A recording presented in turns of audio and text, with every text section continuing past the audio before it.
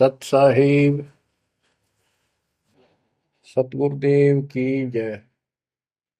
बंदी छोड़ कबीर साहिब जी की जय। बंदी छोड़ गरीबदास जी महाराज जी की जय। स्वामी राम देवानंद जी गुरु महाराज जी की जय हो।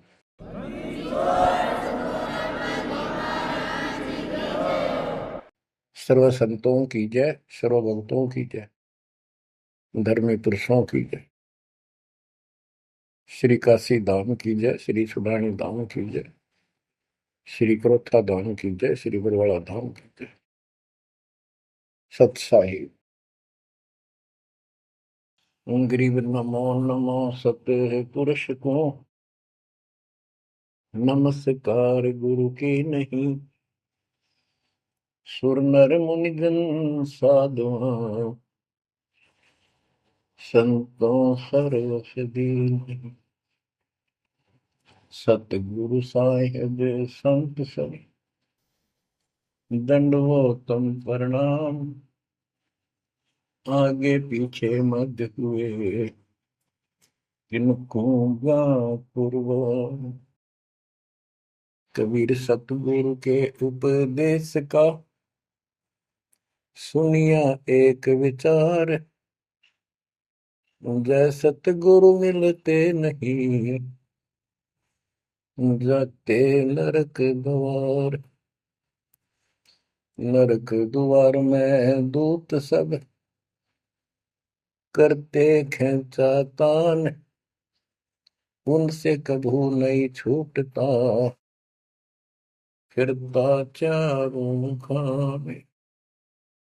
कबीर चार खानी में भरमता कबहू न लगता पार। सो फेरा सब मिट गया मेरे सतगुरु के उपकार। जय जय सतगुरु मेरे की जय जय सतगुरु मेरे की। सदा साहिबी सुख से वसियो अमरपुरी के डेरे की। जय जय सतगुरु मेरे की जय जय सतगुरु मेरे की।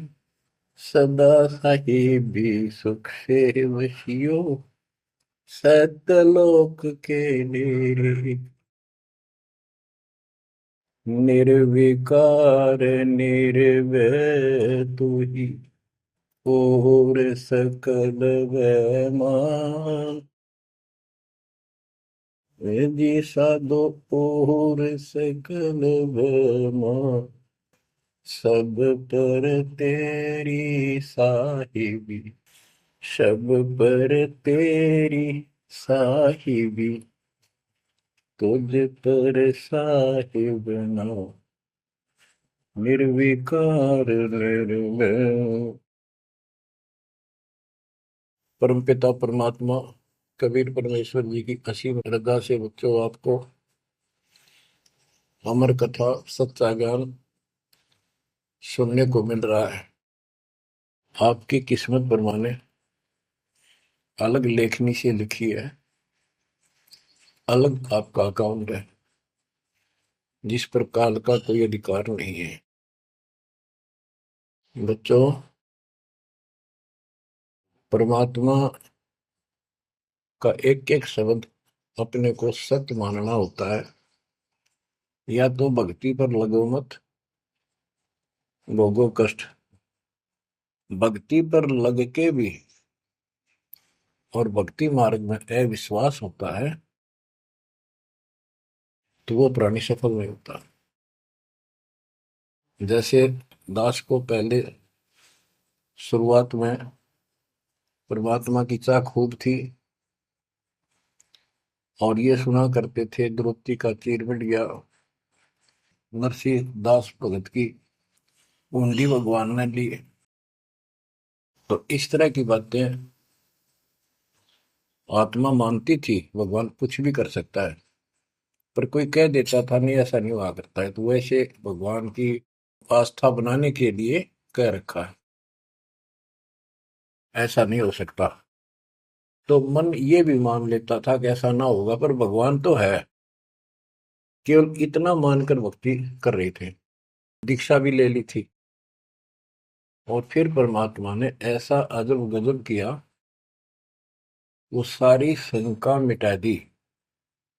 लोहे की जाड़ी को 1 फुट से ज्यादा बढ़ा दिया, और दोनों को बढ़ा दिया, एक को नहीं।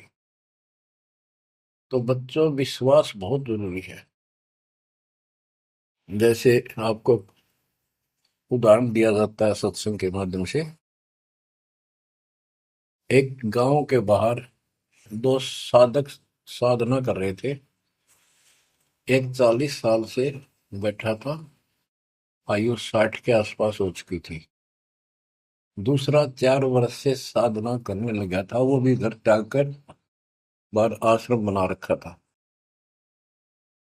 तो बच्चों, वैसे तो साधना दोनों की ही शास्त्र विरुद्ध थी।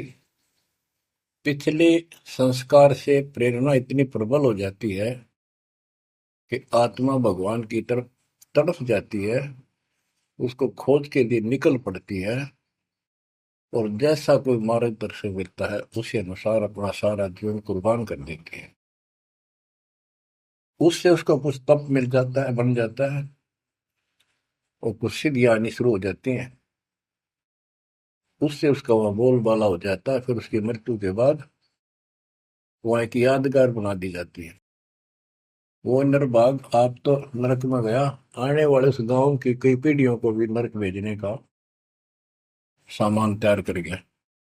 आने वाली पीढ़ियां उसी पर मत्था टेक टेक के उस कब्र पे, उसकी मूर्ति पे, और अपनी मनोकामना पूर्ण करवाती हैं। होता किसी का कुछ नहीं, पर वह भावना बन जाए, एकाधिका वैसे सूत बैठ जाए, दाव लग जाए, स्वाभाविक।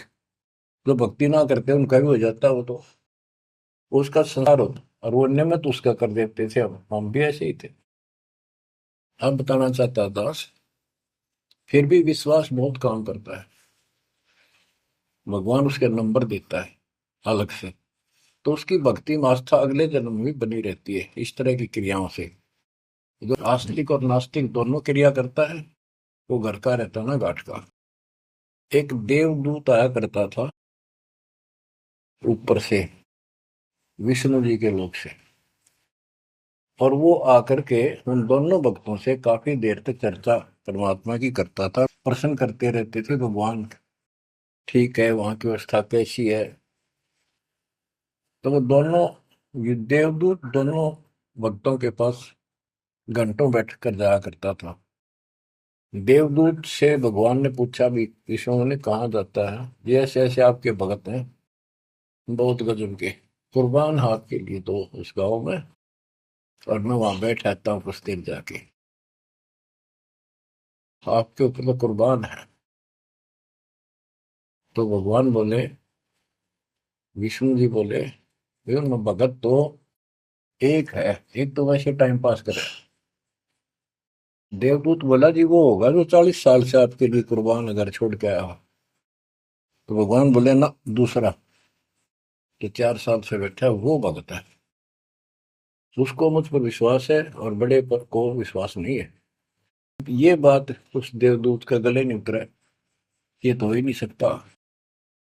तो भगवान ने समझ लिया कि देवदूत की विश्वास नहीं मेरी बात पे। तो विष्णु जी बोले, भाई एक काम करना देवदूत, आज तू लेट जाना समय से, जिस समय जाता है, और फिर वो पूछेंगे कारण लेट होने का, उनको फिर ऐसे बताना कि आज भगवान ने समय दे रखा था कि दोपहर को सुई की नोक में से, जिसमें धागा डर, सुई के नक्के में के सुराख में हाथी निकाल लेगा भगवान, और कहना कि मैं उसको देखने के लिए रुक गया। और भगवान ने हाथी उस सुई के नक्के में के निकाल दिया। वो इसी तरह की क्या, देवदूत पहले उसके पास गया, बड़े के पास, क्योंकि उसको भरम था। तो विष्णु जी ने कहा था, फिर ये देखना वो कौन क्या प्रक्रिया करता है, तुझे स्वयं फैसला हो जाएगा भगत कौन है। देवदूत उस बड़े के पास गया, उसने भी ये जाते कारण पूछा कि क्या बात, देवता से लेट हो गए, आपकी बहुत इंतजार थी और आपके साथ बैठकर भगवान की चर्चा करते थे, अच्छा समय व्यतीत होता था। क्या बात होगी, क्या कारण हो गया, लेट हो आप आज? देवदूत ने वही बताया कि आज दोपहर को भगवान ने एक लीला करनी थी, वो देख कर आया। तो भगत बोला, क्या लीला की? कि कमाल कर दिया भाई, हद कर दी। भगवान ने एक हाथी को सुई के नक्के में निकाल दिया। इसको देख कर आया मैं, इसको देखने के लिए रुका था।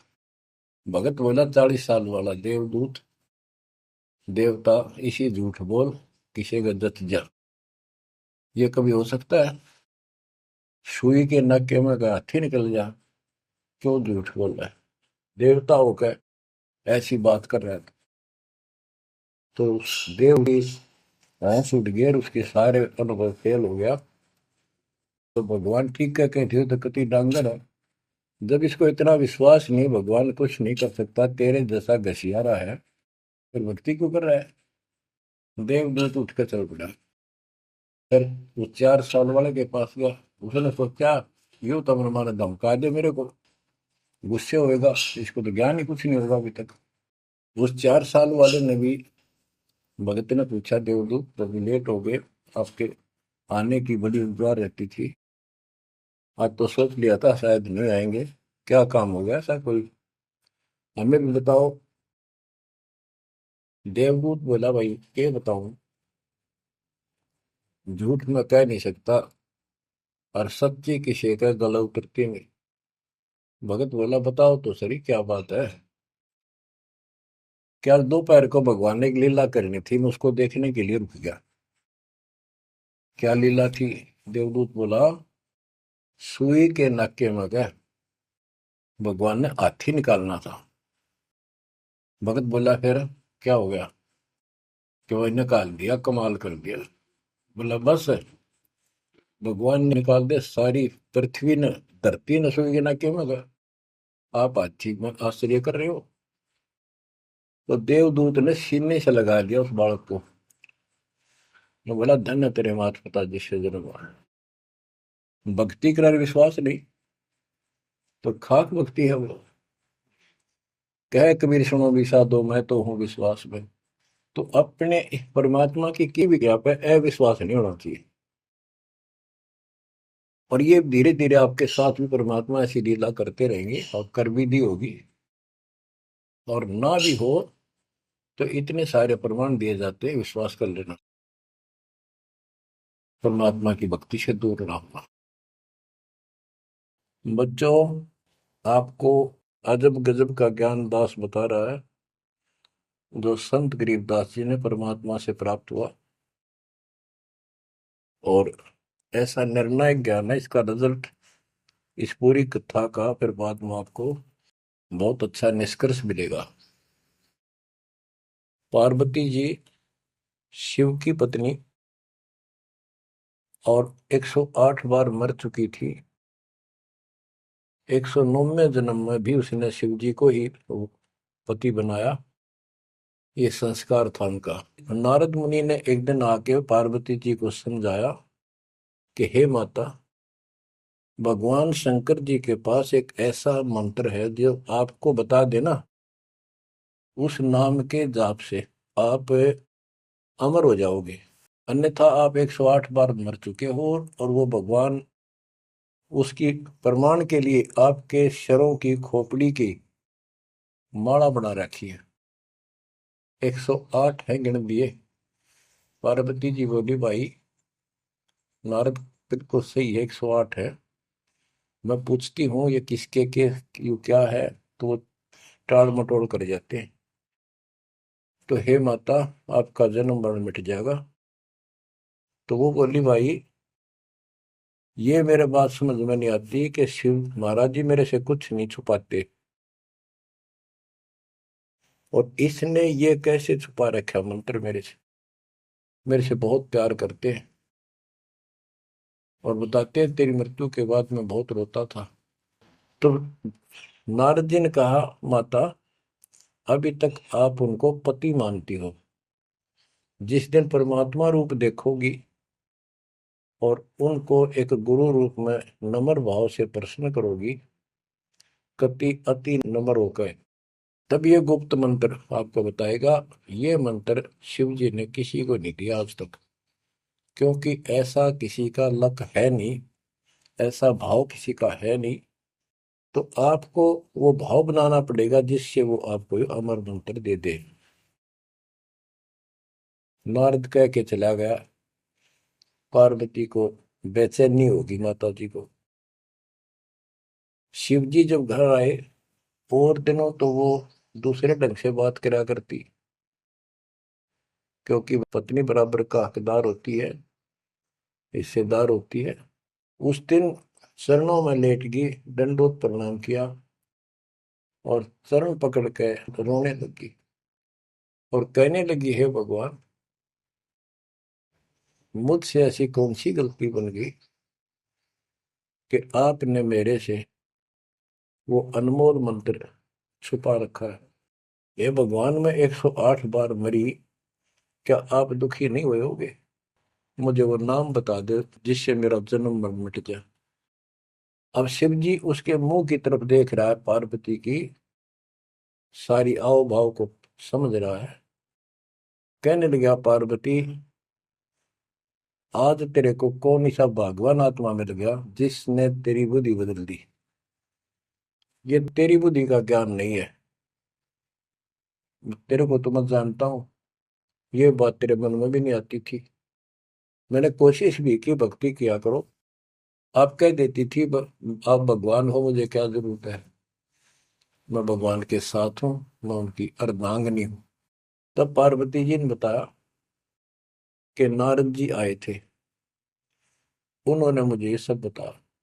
तो भगवान शंकर बोले, पार्वती सुन ले, जितनी बार तू मरी मेरा पागल जैसा हाल हो जाया करता था।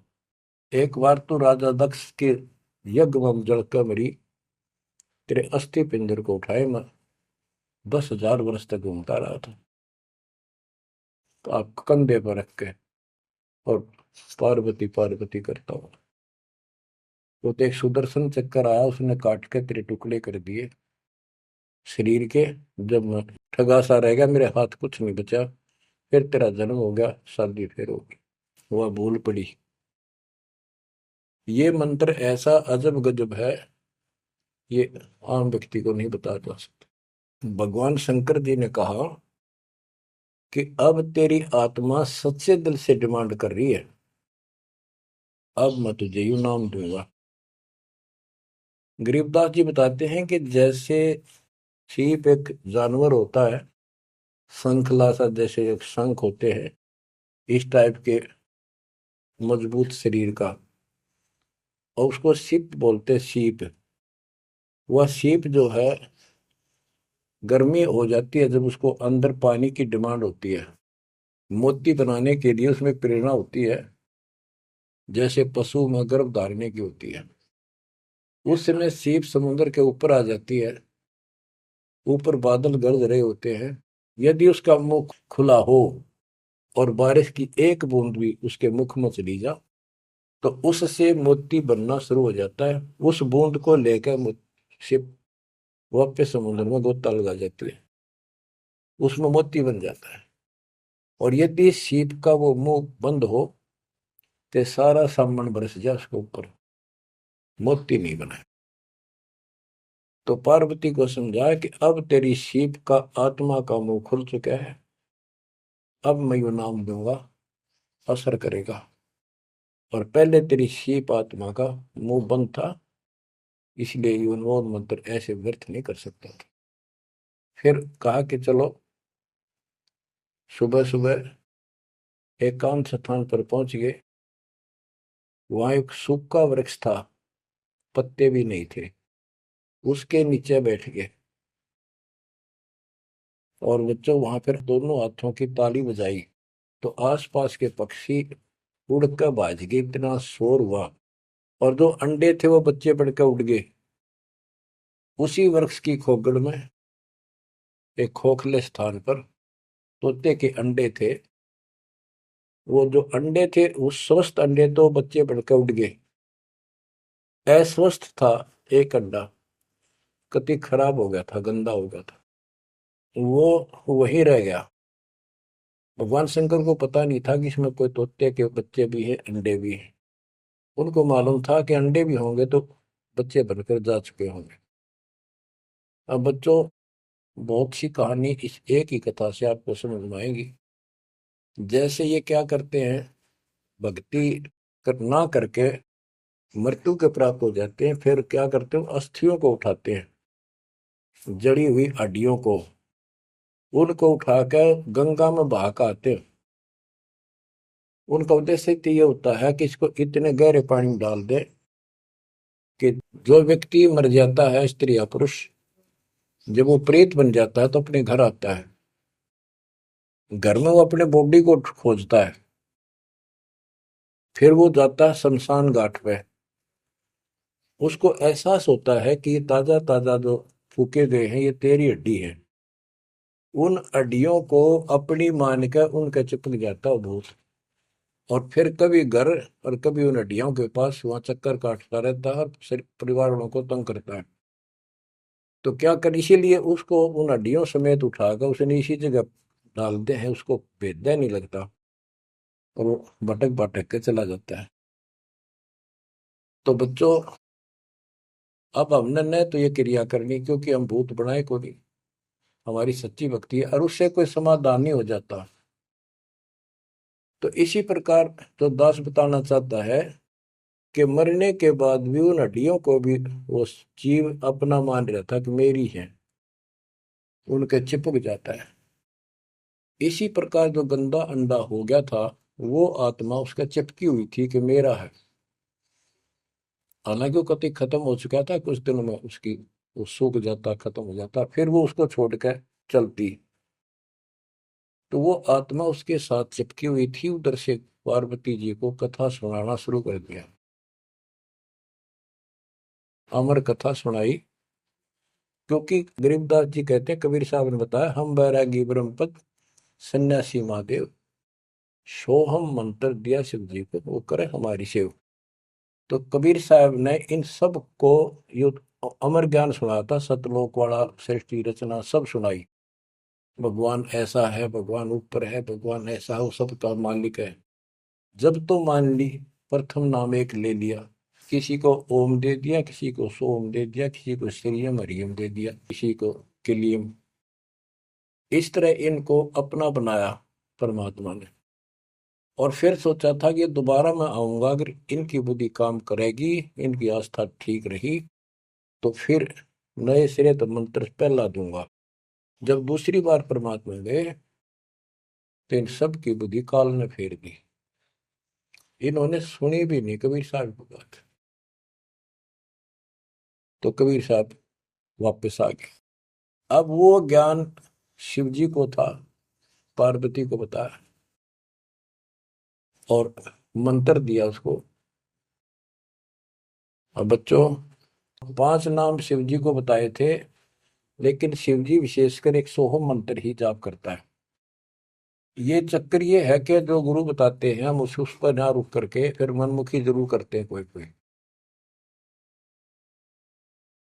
और परमात्मा जी ने, कबीर साहब ने शिव जी को सब कमलों का भेद बताया था। ये योगी था, इससे तो एक कमल भी नहीं सुलझा था, एक भी, और अभी तक नहीं सुलझा है, लेकिन ज्ञान सारा बता दिया था। तो पार्वती को सुनाया जा रहा था ज्ञान, पार्वती यश करती जा रही थी, देखो ये मूल कमल है, आगे चलो स्वाद चक्र है, फिर नाभि कमल है, हृदय कमल है, उसमें ऐसे ऐसे देवता हैं, कंठ कमल में ऐसा है, त्रिकुटी कमल तक पहुंचा दिया बस। पार्वती जी ध्यान मग्न होगी, उसको नींद आ गई, बोलना बंद कर दिया। उधर से वो पक्षी इस कथा को सुनने से वो अंडा स्वस्थ हो गया तोते का, और ओंकार्य बुलंद आ गया। शिव जी ने देखा, आवाज और तरह की आई, पार्वती तो सो रही है, लटके ले रही है बैठी बैठी। आवाज कहाँ से आई? उसने देखा एक पक्षी उस वृक्ष की खोगड़ में, उथोथे स्थान में नजर पड़ा। पक्षी उड़ कर भाग लिया। शिवजी उसके पीछे चल पड़े कि इसने मेरा ज्ञान चुरा लिया। आकाश में उड़ गया, उड़ के पीछे हो लिया। ये तोते वाला जीव परमात्मा की अमर कथा सुनता है, उसमें भी शक्ति सिद्धि आ गई थी। और ये ज्ञान जो है पूरे पहुंचे हुए संत से सिद्धि युक्त और अधिकारी से सुनने से ज्यादा असर करता है। भगवान शिव तीन लोक के प्रधान है, इनमें आध्यात्मिक शक्ति है। वो साथ मिलकर उसकी आध्यात्मिक शक्ति के साथ वो वाणी परमात्मा अमर कथा उसके भी बॉडी में गई, उसमें सिद्धि आ गई। मोक्ष तो बहुत दूर की बातें हैं, ये तो लंबा चैप्टर है, लंबी कहानी है। लेकिन सब थोड़ा थोड़ा हिंट आपको देना पड़ता है, कहीं कभी कोई मिसगाइड ना कर दे। सिद्धियों कहते ये अष्ट सिद्धि नौ निधि के भरे पड़े हैं शिव जी, और इनके वचन से भी सिद्धि आ जाती है, किसी को ये कह दे तो। लेकिन सिद्धियां ने के चाटा, ये मोक्ष तो ना हुआ है।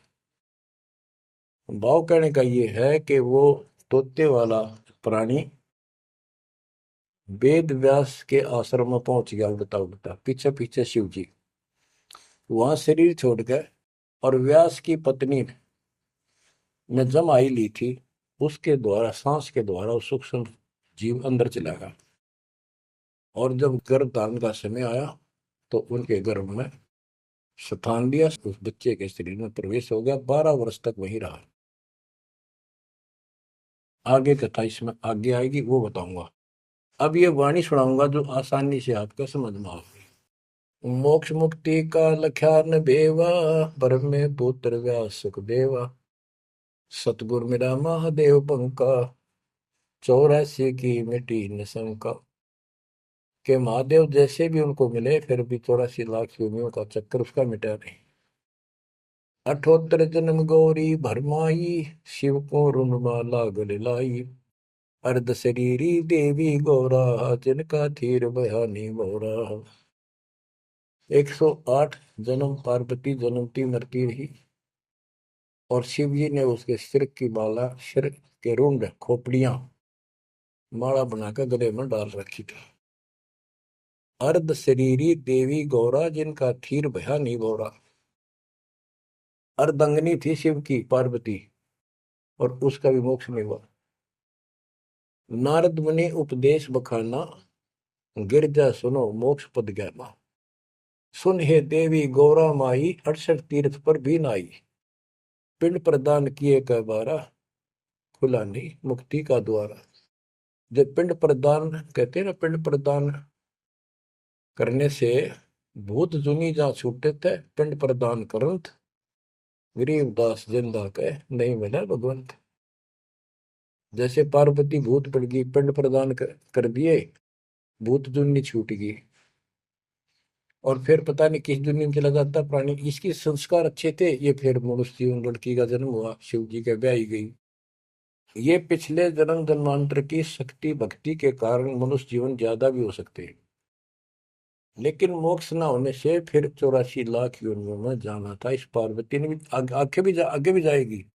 शिव जी भी मरेगा, पार्वती भी मरेगी, और फिर ये 84 लाख योनियों में जाएंगे।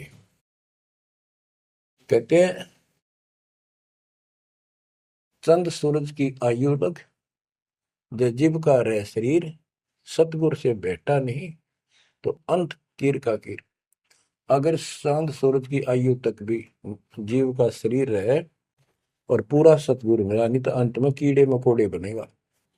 अब नारद जी बता रहे पार्वती जी को, सुन हे देवी गौरा माई, 68 तीर्थ पर भी नाई। पिंड प्रदान किए कह बारा, खुला नहीं मुक्ति का द्वार। सारे कर्म कांड कर लिए तेरे मृत्यु के बाद, तेरा फिर भी मोक्ष नहीं हुआ, फिर जन्म हुआ। रुंडमाला शिव के गले माही, सो देवी तुम जानो माही। ग्रीव रुंडमाला शिव के गले, गेजा के सब शीश। भक्ति दुराई देव को ना परसा जगदीश। तुमरा देवी रूप विशाला, शिव तो पैर रहे रुंगमाला, भौतक पर लहो हो जाई, लंबी उम्र शिव कलिमाई। दीर्घायु शिव है अनुरागी, तुम देवी गौरी दिल त्यागी। मूल मंत्र ने नाम सुनाया, ताते कल्प हुए तेरी काया। महादेव देवनपति देवा, जाकी करी न गौरी सेवा। कर बंधन कर शीश नवाओ, तन मन अर्पो शीश चढ़ाओ। शिव है मोक्ष मुक्ति के दाता, तो से भेद कहूं गौरी माता। चरण गहो चिंतामणि केरा, ताते प्राण अभय हो तेरा। कमल रूप देवी दिल की न, नारद मुनि उपदेशी चीन्या। जब आए शिव मंदिर अवधूता, देवी चरण लिए शत्रुपा। अब कहते नारद के कहने से पार्वती जी ने, गौरी देवी ने कतिक पाक साफ दिल कर लिया, कमल की तरह। कमल के ऊपर कोई मैल नहीं होता, ना कोई धूल टिकती है, ना जल टिकता है, ना कोई कीचड़ टिकता है। तो ऐसा साफ दिल किया। और जब शिवजी घर पर आए, उनके चरणों में चरण लिए शत्रुपा, सच्चे भाव से चरण लिए। चरण पकड़ रोवत है बाला, मोरे शीश किए रूपमाला। मोसे भक्ति दुराई देवा, न जाने नी तुम्हारी सेवा। मोसे भक्ति दुराई स्वामी, हमसे भेद कहो निज दामी। मैं अबला हूं बाला बोली, पार निभाओ हमारी डोली। कति चरण पकड़ के कहने लगी, मैं तो बोली बोली सी लड़की हूं, और मेरा बेड़ा पार करो। बच्चों, ये सारी कहानी आपको मौखिक सुना दी। इन वाणियों में सारा इसी का निष्कर्ष है। अब क्या बताते हैं, गृह मूल मंत्र महबूब का एक सुनाओ मोही। पार्वती जी कहती है शिव जी को कि उस परमात्मा का समर्थ शक्ति का जो मूल मंत्र है वो मुझे बता दो। अब इन मूल मंत्र का पता नहीं, जिस भी नाम को ये गुप्त रखते हैं, जो विशेष नाम इनके पास है, उसी को मूल मंत्र मांग रहे थे। गृह मूल मंत्र महबूब का ए सुनाओ मोही, युगन युगन के पातक कटे, छूटे तेंदुल द्रोही। पूर्व जन्म की कथा सुनाओ, मूल मंत्र हमें शिव गोराओ। भूल रही भवसागर हमी, मोक्ष मुक्ति के दाता तुम ही। शिव बोले सुन देवी बाता, को उपदेशी मिला विदाता। ये तो ना ही ज्ञान तुम्हारा, हम सो भेद कहो परवार। कि आज जैसे तू बोल रही है कि तेरी बुद्धि की बात नहीं, तुझे कौन ऐसा भगवान आत्मा मिल गया जिसने तेरा मन फेर किया। गिरजा कह सुनो शिव स्वामी, तारण तर आदि घरनामी। नारद मुनि उपदेश समोदम, दीन ज्ञान ध्यान परमोदम। शिव समर्थ बोले हैं जब ही, गौरी ज्ञान सुनाया तब ही। कोटि कल्प प्रलय युग बीती, ज्ञान ध्यान सब ही परचिति। तुमरा मन नारद मुनि फेरा, सुनो ज्ञान तुम गौरी मेरा। बनखंड चलो गौरी दीवानी, पंछी सुने न हमारी बानी। ऐसे स्थान पर चलो पक्षी भी कोई हमारी बात ना सुन सके। जब शिवकर से लाई तारी, उड़ गए पंछी नर और नारी। जहां एक सूखा तरवर ताक्या, वहां पर एक सूखा वृक्ष देखा। शिव को आसन तहां वहां रखा, उसके नीचे अपना आसन लगा दिया, पार्वती को साथ बैठा दिया। जहां एक गंदा अंडा तिसमाही, तिस जाने तय समर्थ साई। योग असंख्य कल्प बरमाया, पूर्व जन्म कोई पिछला आया। अब तुम सुनो गौरी मेरा ज्ञाना, आसन मुख कर कोटिसाना। आसन पदम लगाओ गौरा, मेर दंड सुधा कर भोगा। गरीब आसन पदम लगाए कर, भंवर चुड़ाओ सुन। अनहद नादू बाजही, जहां लगाओ तुम। और क्या बताते हैं कि उस वृक्ष की खोगड़ में गंदा अंडा पड़ा था, और उस गंदे अंडे वाले जीव के असंग जन्म 84 लाख योनियों में हो चुके थे। यहां से उसके भाग जागे, और तो पक्षी बन के उड़ गए, वो पक्षी बन नहीं पाया। बाद में उड़ा जब उसने सारी कथा उसके ऊपर असर कर गई। जैसे बच्चों बहुत बार बताते हैं, दास आपको बताता है कि ये अमर कथा जो गरीबदास जी की वाणी है, यह शिव जी वाली अमर कथा से कई हजार लाख गुना ज्यादा शक्तिशाली है, ज्यादा प्रभावी है। अब ये कथा सुनाने का मुझे कोई उद्देश्य नहीं, इसमें से ऐसा निष्कर्ष निकाल लूंगा आप हैरान रह जाओगे। जैसे एक सर्प कांटे का इलाज करता है, अब तो दवाइयां चल गई, पहले गार्डू होते थे, मंत्र बोलकर जहर तार देते थे। जिसको सर्प ने काट लिया वो अचेत हो जाता था, कति बेहोश जैसे मर गया हो, सांस सांस आते थे। और गार्डू क्या करता है, एक मंत्र 5-4 पंक्तियां होती हैं, उसको सिद्ध करता अपने जीवन में, 5 4 7 10 साल लगा के वो वाणी सिद्ध हो जाती है। फिर तो उसको बोलता रहता उसके ऊपर साथ बैठ के उस सर्प जैसे व्यक्ति पर। उस समय वो सर्प जैसा व्यक्ति अचेत होता है, ना वाणी सुन रहा है ना उसको समझ रहा है इसका अर्थ क्या है।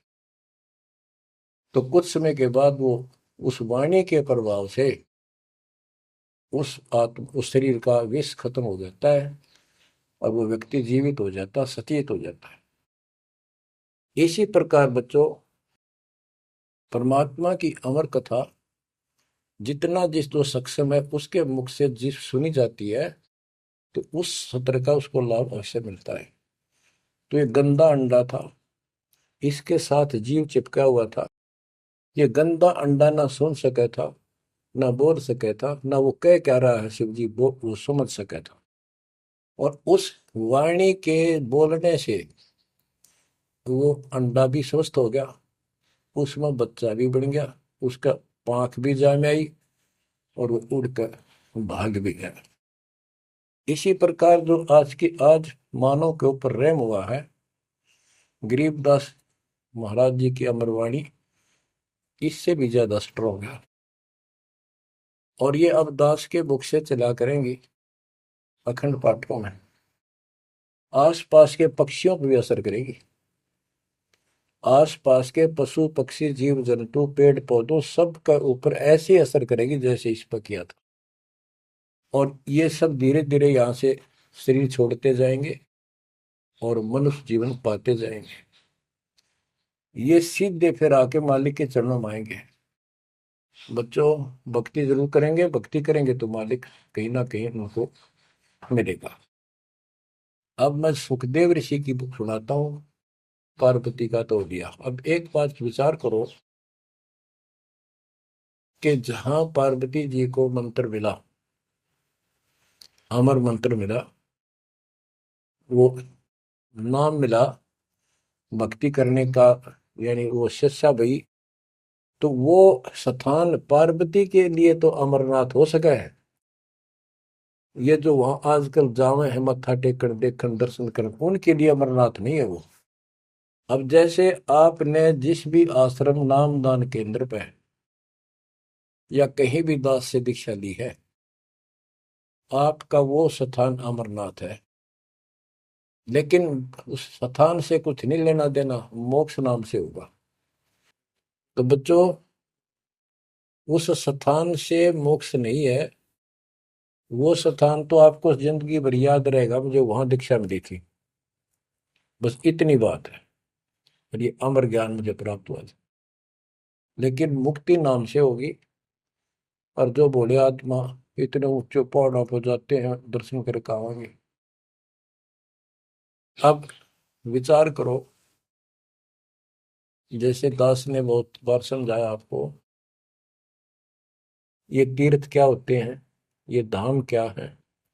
जैसे पार्वती को वहां नाम लिया, नाम लेकर अपने घर ना आएगी, अब भक्ति करिए, वहां क्या रखा है। अब जैसे तीर्थ हैं, वहां किसी ऋषि ने भगत ने कोई तालाब का सहारा तक है, क्योंकि पहले पानी नहाने धोने का पीने का तालाब ही होते थे, कुएं भी बहुत गहरे होते थे, एक आदमी नहीं खोद सकता। तो वहां बैठ कर अपनी भक्ति करता था, जैसे भी उसने डले डोए। क्योंकि सत साधना तो आपको ही मिली है, पूरे विश्व को चार चार युग के बाद मिलेगी। तो वो जैसे भी तप किया, कुछ किया उसने, जैसा भक्ति की, उस आधार से वो उस लोक में चला गया। और अब वहां कुछ नहीं। अब जैसे हम किसी का एक हमाम दस्ता ले आते थे और उसमें सामग्री कूटते हवन की और वापस देते थे मांझ धो के। हमाम दस्ता होता है लोहे का उखड़ सा, एक डेढ़ एक फुट का उसका मुसड़ सा होता है लोहे का ही, उससे वो कूटते हैं जैसे चटनी कुट्टे आ रहे कुंडी में। तो हमाम दस्ते में थोड़ी बहुत स्मेल थी और 5-4 दिन में वह भी खत्म होगी। जिसका मांग के लाए तो उसको दे आए, तो उन घर वालों ने महसूस हुआ कि इसमें कुछ स्मेल आवा है, तो कोई सामग्री कूट रखी है। और कुछ दिन के बाद वो स्मेल भी खत्म होगी और वो सामग्री सारी कति साफ करके अपने घर रख ली। अब उस स्मेल को सूंघ बार बार को हो कमाल हो गया, बड़ी स्मेल आई, फिर वह खत्म होगी, चलो स्मेल लेके आते हैं। उस स्मेल से कुछ नहीं होने का, उस सामग्री से गूगल खेओ, वह बनानी पड़ेगी। इसी प्रकार मोक्ष प्राप्ति के लिए यह साधना करनी पड़ेगी। तो वहां जाने से कोई लाभ नहीं जहां पर कभी कोई ऋषि ने कोई साधना की थी, वो तीर्थ बने हुए हैं। तत्काल ने परमात्मा से कहा था, जो मालिक आए थे जोगजीत रूप में, अपने बच्चे ज्ञानी के रूप में, जोगजीत रूप में, सहजदास रूप में, कई रूप में हम आते रहते हैं।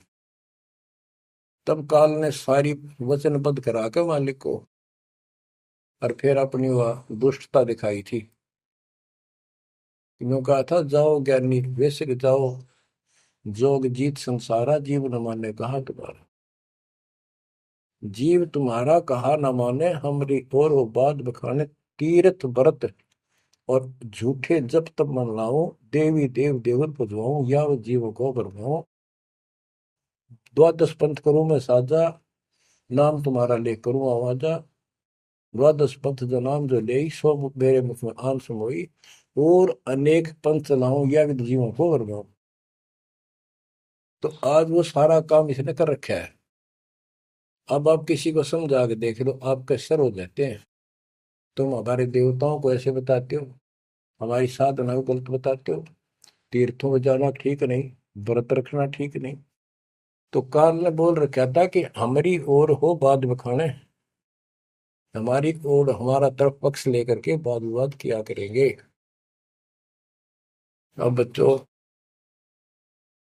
जो दास बता रहा है कि जो अमर पाठ और अखंड पाठ या वैसे वाणी सत्संग जहां भी चल रहे हैं, चला करेंगे, चलते हैं, चल रहे चलेंगे, वहां आस पास के पक्षियों को भी इसका राहत मिलेगी। और जैसे सुखदेव ऋषि, सुखदेव व्यास जी की पत्नी के पेट में समा गया, गर्भ में, उसके बाद 12 वर्ष तक गर्भ में रहा। वहां उसको याद रहा कि पिछले जन्म तो असंख्य खो दिए, भक्ति नहीं बड़ी, अब के मानव शरीर प्राप्त हुआ और बाहर जाते भूल पड़ जाती है तो जुल्म हो जाता है। इस डर के मारे गर्भ से बाहर लिया। 12 वर्ष बीत गए, ब्रह्मा विष्णु महेश को टेंशन हुई, ये तीनों आ गए। इन्होंने कहा कि सुखदेव बाहर आओ, 12 वर्ष तक गर्भ में ठीक नहीं, हमारी मर्यादा खत्म होती है।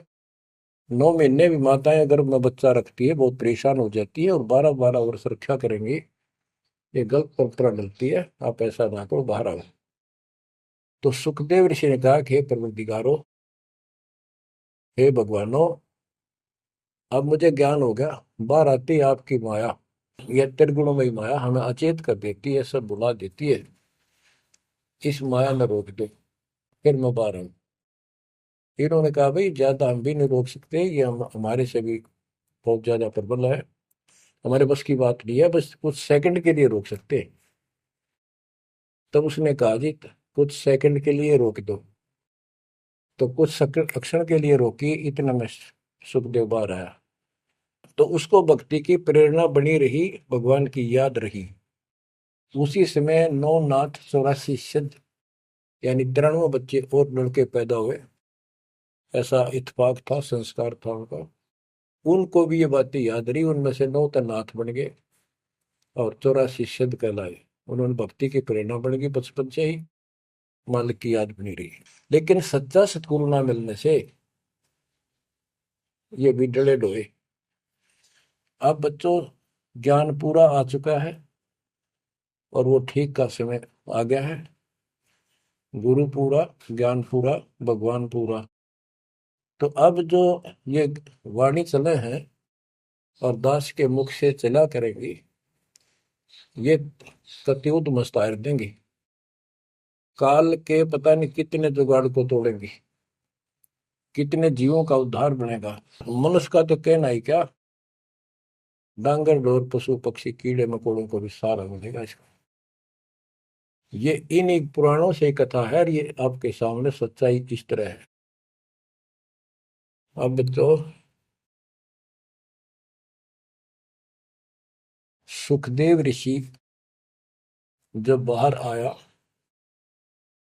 उड़ के चल पड़ा वहां से। पिता ने कहा बेटा, व्यास जी ने कहा पुत्र, एक बार शकल तो दिखा दे। 12 वर्ष इंतजार की, पुत्र होगा। तब उसने कहा एक लेवा दूतम, कोई किसी का पिता नहीं पूछतम। पिताजी पता नहीं कितनी बार तू मेरा पिता बन लिया, पता ना कितनी बार मैं तेरा पिता बन लिया। अब मुझे समझ में आ गई है, मैं आपकी तरफ देखूं नहीं, मेरा मोह बन जाएगा। ये छूत की बीमारी है, ये मोह। ये विस्तार से फिर कभी बताएंगे। और ये हम आप लावा जाने का, लेकिन ये उसकी गलती थी। ज्ञान ना होने से इसने इतना ही समझ थी तो वो उस समय गलती कर गया। चलो वो भी इसकी सोच थी। उस आधार से ये वहां से चल पड़ा, पिता पीछे पीछे मोह में दूर तक गया। वहां से आकाश में उड़ गया, अंतर ध्यान हो गया। आगे जाकर फिर प्रकट हो गया।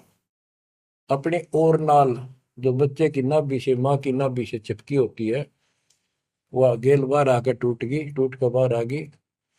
वो बाद में काटा करते हुए बिना कटवाई कंधे पर घेर कर उठ गया, आगे काटूंगा। अब आकाश में उड़न की सिद्धि उसमें उस मंत्र से आ गई, वो अमर कथा से। अमर कथा में शिव जी ने पूर्ण परमात्मा की महिमा बताई, जो कबीर साहब ने उसको सुना रखी थी। इसमें काफी प्रकरण है, अब इतना समय नहीं जो मैं वो शायरी बताऊंगा आपको। कभी परमात्मा ने दया की बड़ी जेल में, फिर उनको विस्तार से समझाया करेंगे। तो कहने का भाव ये है कि सुखदेव ऋषि को अभिमान हो गया कि मैं बहुत बड़ा सिद्ध पुरुष हूं, आकाश में उड़ जाता हूं। तो बच्चों स्वर्ग में जाने लग गया,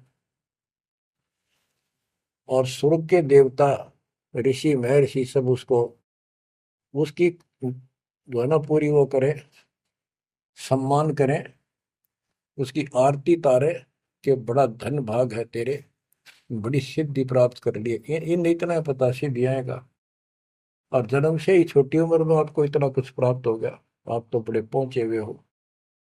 तो सब उसकी खूब अच्छी तरह प्यार रखे, महिमा गाओ। एक दिन उसको, उसने स्वर्ग में जाने की इच्छा व्यक्त की विष्णु जी के लोक में। वहां उसको इसलिए नहीं जाने दिया कि उसका गुरु नहीं था। विष्णु जी तक बात गई। विष्णु जी ने पूछा कि हे ऋषि जी, आपने गुरु नहीं बना रखा? अगर नहीं, गुरु की क्या आवश्यकता है महाराज, ये गुरु बना रहे वो नहीं आ पाए और मैं बिना गुरु के आ गया। विष्णु भगवान बोले ठीक है, वो अलग बात है, यहाँ वही रह सकता जो पहले गुरु बनाओ। फिर एक बीमारी और अहंकार के, मेरे बराबर पृथ्वी पर कोई गुरु नहीं, मैं बाल ब्रह्मचारी, वहां कोई ऐसा संत नहीं, मैं बनाऊं गुरु किसको? विष्णु जी ने कहा कि राजा जनक मेरे परम भक्त है, आप उनसे दीक्षा लो।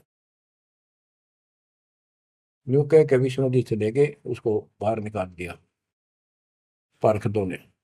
वो स्वर्ग में आए, वहां सारी कथा बताई। फिर अन्य स्वर्ग, कोमर स्वर्ग, फिर ऋषियों के पास आए नीचे, उन्होंने उनको बताया तो सब ने कहा कि सुखदेव बहुत बड़ी गलती कर रखी है, गुरु नहीं बनाएगा, गुरु नहीं बनाएगा तो गधा बनेगा। तो पिछले जन्मों में उसको एकदम वो रील सी चल गई कि मैं कभी गधा बना था एक बार, पर अंधा हो गया, स्वामी ने छोड़ दिया, कुमार ने, और मैं भटकता भटकता इन नाले में फंस गया। मेरा पुड़ी बना ली लोगों ने, आन जान लागे, मैंने कहा नहीं, भटक के भूखा मर के, भूखा होकर तो मरा, प्राण निकले। उस भय से उसको चिंता बनी, फिर अपने पिता के पास वापस आता है। व्यास जी देख के बड़े खुश हुए कि बेटा आ गया, सारी बात पूछी, तो सारी अपनी समस्या बताई पिताजी के सामने। पिताजी ऐसे ऐसे बात है, भगवान ने कहा कि राजा जनक को गुरु बनाओ। तो व्यास जी, क्योंकि जितने भी महापुरुष है वो एक सुर में बोलते हैं, उनको इतना ज्ञान तो है, गुरु बिन बात नहीं बनती। उसने विशेष ज्ञान तो सुना नहीं था, वो बैटरी चार्ज होगी, उसने उड़ा उड़ा फिर था, उससे ज्ञान था ही नहीं इसको। तो व्यास जी बोले, रे बेटा, मैं तो खुश था, चलो बेटा ना मेरे पास आया, पर यूं चर्चा तो चल रही है व्यास का बेटा इतना पहुंचा हुआ है, अब तने गुरु नहीं बना रखे, मैं तो तुम्हें कमाल कर दिया। तो दो कोडी का जीव नहीं, कल नहीं ये तेरा प्राण छूट जाएंगे या बैटरी खत्म हो जाएगी और नरक में जाएगा बेटा, गुरु बिन बात पड़ती है। तो आखिर में हार कहने बोला, हे गुरुदेव, हे पिताजी, मैं कैसे गुरु बनाऊं राजा जनक को। राजा जनक गृहस्थी भाई, ओए होए, और कैसे शीश निभाऊं जाए, जनक विदेही राजा भाई, कैसे शीश निभाऊं जाई। ओहो। सुखदेव बोले, ज्ञान विवेक का हमने स्त्री का मुख नहीं देखे। तो उसके पिताजी बोले, जो भगवान ने कह दिया, अरे तू अब भी अगरम बगरम कर रहा है, ये करने का जीव नहीं, तेने ज्ञान भी क्या आएगा, कहाँ जाएगा फिर तू, वहां तेरे को बढ़ने नहीं देंगे स्वर्ग के अंदर। जो मरता क्या नहीं करता, राजा जनक के द्वारे गया, वहां चरणों में मत्था टेका और अपने कल्याण का मार्ग पूछा। बच्चों, क्योंकि यहाँ समय बहुत कम मिलता है, इससे बहुत सी जानकारी होगी आपको, अजब गजब ज्ञान होगा। क्योंकि अभी तक दास ने आपको केवल प्रमाण दिखाए, सारे ग्रंथ सुन जाए और एक नंबर का ज्ञान आपके हृदय में जमा दिया कि जो दास कह रहा है वो सारी सच्ची है। अब दास कोड वर्डों में, संकेतों में भी ज्ञान समझाएगा, तो भी आपकी आत्मा गिल्ला कैच करेगी साथ के साथ। गरीब गोता मारू स्वर्ग में, जा बैठो पाताल, गरीब दास ढूंढता फिरो अपने हीरे मोती लाल। आप वो हीरे मोती लाल हो बच्चों, आप सामान्य आत्मा नहीं हो। जब परमात्मा आपको कैसे रंग रहा है, रंग में कैसे दूध अमृत पिला रहा है आपको घर बैठे, आपको नहीं पता इसका क्या प्रतिफल होगा। बच्चे को माता पिता दूध पिलाते हैं, बढ़िया भोजन खिलाते हैं, उनको पता है कि इसको कितना इसका लाभ मिलेगा। बच्चे को ज्ञान नहीं होता, वो धक्के तो पिलावे, खेलने लग रहा हो, माँ लाओगी बुला के, आजा भाई आजा बेटी, दूध पियावेगी। बस दूध पीता पीता भी इन्होंने सोचा है, बच्चा अब छोड़ दे, जल्दी ही टांग ठोकूं, बाहर खेल का हूं। अब वह दूध पिया के फिर छोड़ देती, जा भाई खेल है तू। तो बच्चों, ये अमृत दूध है आपकी आत्मा के लिए। अपना काम करो, संसारी काम करो, फिर तो दिन का जो होमवर्क क्लास वर्क है वो भी करो। तो ज्ञान का जो असर है ये व्यर्थ नहीं जाएगा, आपकी आत्मा को इतनी ताकत दे देगा जिसमें भक्ति बिल्कुल सुदृढ़ हो जाएगी, सुरक्षित रहने लग जाएगी। क्योंकि मन में दोष नहीं रहेगा, कोई गलती करे बनेगी नहीं, तो सब कुछ सुरक्षित रहेगा। आपके मोक्ष के लिए परमात्मा ने कसर नहीं छोड़ रखी, जो भी संभव व्यवस्था है वो सारी कर दी है। बच्चों, तुम भी दया करियो, रहम करियो उस परम पिता पे। और इस दास की उम्र देखो, और दास कहाँ है 9 साल से, ये देखो, और यहाँ से आपके लिए क्या कर दिया उस दाता ने। उस मालिक को देखो ध्यान से। आप बालक नहीं हो, आपकी आत्मा में समझ आ जानी चाहिए कि ये क्या हो रहा है। कुर्बान हो जाओ, संसार की भूल जाओ बातों को।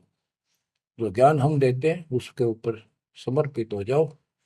तन मन धन सब अर्पिए, भक्ति मुक्ति के काज, जिनके उनमें बंदगी के इंद्र का राज।